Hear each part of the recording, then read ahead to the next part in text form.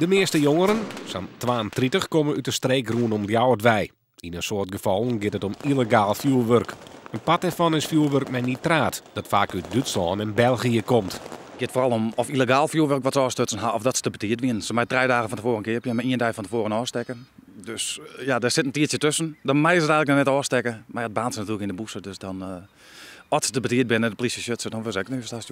Volle wetten van tevoren dat het net kennen, dat ze het risico rennen. Ja. En dat risico voor ze nemen, blijkbaar. Ben tussen de 12 en 18 hier die door de schreef gaan, maar er van halt tussen de 4 en 20 uur taakstraf uitvieren. Meestentijds komt dat deel op een midje strijdvijen bij de gemeente.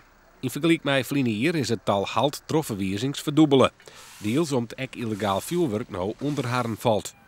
Ja, wat de oorzaak is dat de politie met jongeren aanhouden, is vanuit uurs heel lastig te zeggen. Maar was het ook wel juist, ik denk dat het ek volledig nice was, bijvoorbeeld met vuurwerk, meldpunt overlast, dat er zoveel klachten binnenkwamen dat misschien ook makkelijk dat er meer jongeren naar de stad gaan binnen, dat er meer meldingen met de politie gaan binnen. Maar is zo heel lastig te zeggen. De komende dagen, in haar vakantie dus, worden de meeste vuurwerkvandaaltjes aan het werk zetten.